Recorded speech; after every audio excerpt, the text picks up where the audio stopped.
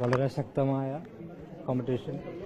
പിന്നെ പുതിയ തലമുറയിൽ നിന്ന് എല്ലാ സെഗ്മെന്റിൽ നിന്നും വളരെ ശക്തമായിട്ടുള്ള കോമ്പറ്റീഷൻ ഉണ്ടായിരുന്നു.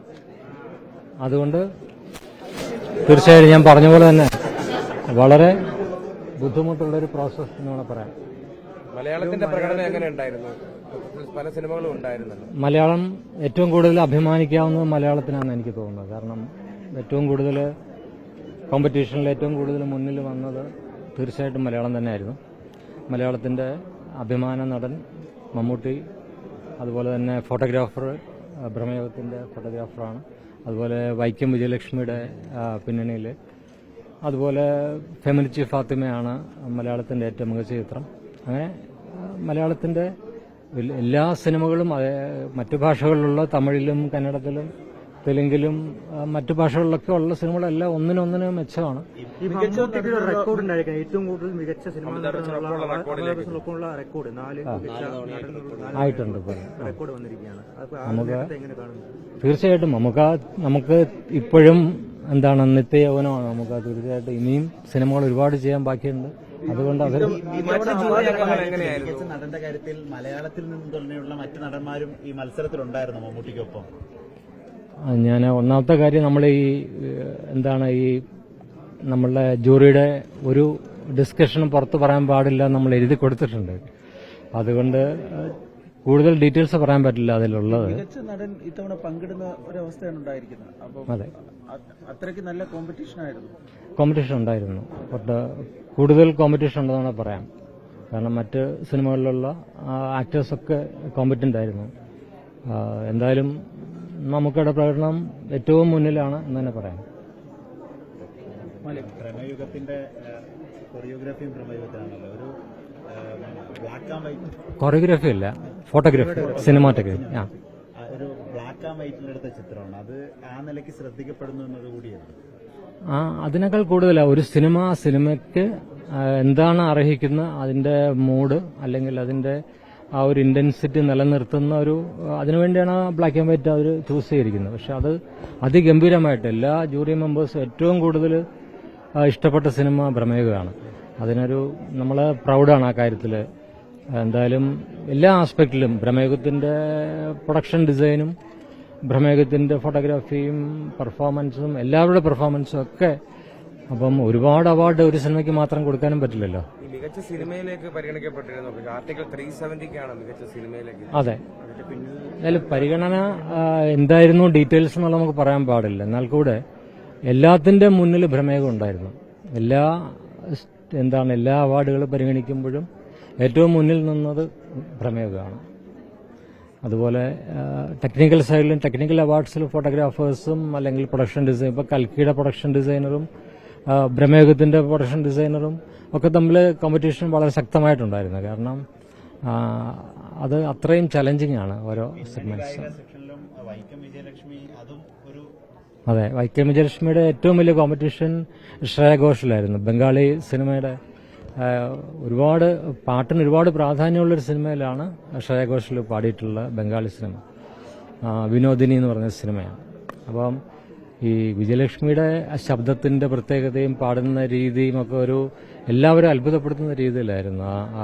ആരാണ് ഈ പാടുന്നതെന്ന് ഞാൻ വിജയലക്ഷ്മി കാഴ്ച കുറവുള്ള ഒരു വ്യക്തിയാണെന്ന് പിന്നീട് പറഞ്ഞപ്പോഴൊക്കെ അത്ഭുതമായിരുന്നു. എന്തായാലും എനിക്ക് തോന്നുന്നു വിജയലക്ഷ്മിക്ക് കിട്ടിയ അംഗീകാരം തീർച്ചയായിട്ടും എല്ലാ ഫൈനൽ ലെവലിൽ ഒട്ടുമിക്ക സ്റ്റേജസിലും മഞ്ഞുമ്മൽ ബോയ്സ് ഉണ്ടായിരുന്നു.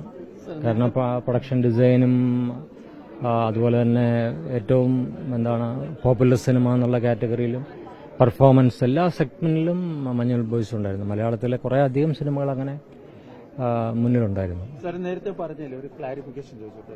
ഈ പ്രമേയമായിരുന്നു ഈ ആർട്ടിക്കിൾ 370 അവസാനം മികച്ച ചിത്രത്തിന് കോമ്പറ്റീഷൻ ഉണ്ടായിരുന്നു. ഞാൻ പറഞ്ഞില്ല, ഒരുപാട് ഡീറ്റെയിൽസ് പറയാൻ പാടില്ല. എന്നാൽ കൂടെ ഏറ്റവും മുന്നിൽ നിന്നത് പ്രമേയമാണ്. സാധാരണഗതിയിൽ ഈ സിനിമാ മേഖലയും ജൂറിയൊക്കെ രാഷ്ട്രീയവൽക്കരിച്ചു എന്നൊക്കെ ആക്ഷേപം പൊതുവിൽ ഉള്ളതാണ്. അപ്പൊ അതിനിടയിലാണ് 370 എന്ന ആർട്ടിക്കിൾ 370ക്ക് അവാർഡ് കിട്ടുന്നു. നവാഗത സംവിധായകന് സവർക്കറുമായി ബന്ധപ്പെട്ട ഒരു അവാർഡ് കിട്ടുന്നു. അപ്പൊ അങ്ങനെയുള്ള പൊളിറ്റിക്കൽ വിമർശനം വരുമെന്നൊരു ഇതുണ്ടോ? നമ്മൾ കാണുമ്പോൾ സിനിമ മാത്രമേ കാണുന്നുള്ളൂ. നമ്മളെ മുന്നിൽ പൊളിറ്റിക്സ് ഇല്ല. കാരണം ഒരു ഫിലിം മേക്കർ എന്നുള്ള രീതിയിൽ ഞാനും എൻ്റെ കൂടെയുള്ള 10 പേരും കണ്ടത് സിനിമ മാത്രമാണ്. അപ്പോൾ അതിൻ്റെ നമ്മളൊരു ആ സിനിമ എങ്ങനെയാണ്, പ്രത്യേകിച്ച് ഒരു നവാഗത സംവിധായകൻ്റെയാണ് ആർട്ടിക്കിൾ 370 അതിമനോഹരമായിട്ട് ചെയ്തിട്ടുണ്ട് ആ സിനിമ. അതിൽ തന്നെയാണ് മികച്ച നടിക്കുള്ള അവാർഡും കിട്ടിയിരിക്കുന്നത്. അതുപോലെ തന്നെ അമരനും വളരെ ഗംഭീരമായിട്ട് ചെയ്തൊരു സിനിമയാണ്. നമ്മുടെ വികാരം അല്ലെങ്കിൽ ഒരു അനുഭവ കഥയെ ആസ്പദമാക്കിയിട്ടുള്ള സിനിമയാണ്. ഇപ്പോൾ കാണുമ്പോഴും നമുക്ക് വളരെ വീണ്ടും ഞാൻ 1-2 പ്രാവശ്യം കണ്ടു ആ സിനിമ അമരൻ. അതുപോലെ ക്യാപ്റ്റൻ മില്ലറും നല്ലൊരു പെർഫോമൻസുമാണ്. അതുപോലെ തന്നെ അതിൻ്റെ അകത്ത് നല്ല പെർഫോമൻസ്. അയാളെ ആസ് എ ന്യൂ ഡയറക്ടർ ആ ഒരു കാലഘട്ടം റീക്രിയേറ്റ് ചെയ്ത് അതിഗംഭീരമായിട്ടുണ്ട്. ഒരുപാട് അതിനുവേണ്ടി എടുത്ത സ്ട്രെയിൻ, അതായത് നമ്മുടെ സെല്ലുലാർ ജയിലിലും അതുപോലെ ആ ഒരു കാലം മുഴുവൻ റീക്രിയേറ്റ് ചെയ്യുകയാണ്. ഇപ്പോൾ ഒരു സ്വാതന്ത്ര്യ സമര കാലഘട്ടം മുഴുവൻ റീക്രിയേറ്റ് ചെയ്യുക, അതൊക്കെ ബുദ്ധിമുട്ടുള്ള കാര്യമാണ്. അങ്ങനെ ഞാനത് ഒരിക്കലും പറയാൻ പാടില്ല. കാരണം നമ്മളെ ആദ്യത്തെ ഈ ഒരു ജൂറിയായിട്ട് വരുമ്പോൾ തന്നെ എഴുതി ഒപ്പിട്ട് കൊടുക്കുന്നത് ഇതിലുണ്ടായിരുന്ന ഡിസ്കഷൻ എന്തായിരുന്നെന്നോ എന്താണ് സംഭവിച്ചതെന്നോ ഒന്നും പറയാൻ പാടില്ല. പക്ഷേ പരിഗണിക്കപ്പെടും പല മേഖലകളിൽ പക്ഷേ ഇതാണുണ്ടായിരുന്നു. ഓൾമോസ്റ്റ് ഫൈനൽ റൗണ്ടിൽ എല്ലാ പ്രത്യേകിച്ചും തിരക്കഥ, അതുപോലെ സംവിധാനം, എഡിറ്റിംഗ് എല്ലാ സെഗ്മെന്റിലും പരിഗണിച്ചിരുന്നു. അതാണ് നമുക്ക് ഏറ്റവും കൂടുതൽ അഭിമാനിക്കാവുന്ന ഒരു കാര്യം. കാരണം ഭ്രമയുഗവും കിഷ്കിന്ധാകാന്ഡവും മഞ്ഞുമൽ ബോയ്സും അതുപോലെ ഫെമിനിസ്റ്റ് ഫാത്തിമ എല്ലാം ഈക്വലി നിൽക്കുകയാണ് മറ്റ് സിനിമകളുടെ കൂടെ. പരിമിതികളൊന്നുമില്ല, എല്ലാം ഈക്വലി ഗുഡാണ്. അപ്പൊ അതിൽ നിന്ന് നല്ലതിൽ നിന്ന് ഒരു നല്ലത് എടുക്കുക എന്നുള്ളതാണല്ലോ. ശരി, പ്രധാനമായിട്ട് ഈ പ്രൊപ്പഗണ്ട സിനിമകളൊക്കെ കഴിഞ്ഞ കുറെ കാലങ്ങളായി അവാർഡ് ലഭിക്കുന്ന ഒരു പരാതി കേരളത്തിൽ നിന്നാണ് വ്യാപകമായി വരുന്നത്. മലയാളത്തിൽ നിന്നൊരു സംവിധായകൻ ജൂറി ചെയർമാൻ ആവുമ്പോൾ അത്തരം സിനിമകൾക്ക് അവാർഡ് ലഭിക്കുന്നത് വീണ്ടും സാറിനെതിരെ ഒരു വിമർശനമായി മാറാൻ സാധ്യത. ഞാൻ എന്റെ ആസ് എ ജൂറി ചെയർമാൻ ഞാനും എൻ്റെ കൂടെയുള്ള 10 മെമ്പേഴ്സും ഞങ്ങൾ സിനിമ മാത്രമേ കണ്ടിട്ടുള്ളൂ. ഇതിനകത്ത് ഓരോ മേഖലകളിലും ഒരുപാട് പരിചയസമ്പന്നരായിട്ടുള്ളവരാണ് ഇതിനകത്തുള്ള മറ്റ് മെമ്പേഴ്സും. എല്ലാവരും പല സ്ഥലത്തു നിന്നും വന്നവരാണ്. പക്ഷെ എല്ലാവരുടെയും മുന്നിലുള്ളത് ഈ ചലഞ്ചിങ് ആയിട്ടുള്ള ഈ ഒരു തെരഞ്ഞെടുപ്പായിരുന്നു. അതിൻ്റെ അകത്ത് ഒരാൾ വിചാരിച്ചാലോ 1-2 പേര് വിചാരിച്ചാലോ അങ്ങനെ ഒരു പൊളിറ്റിക്കൽ ബയാസ് ഉണ്ടാക്കാൻ പറ്റില്ലെന്ന് എൻ്റെ വിശ്വാസം.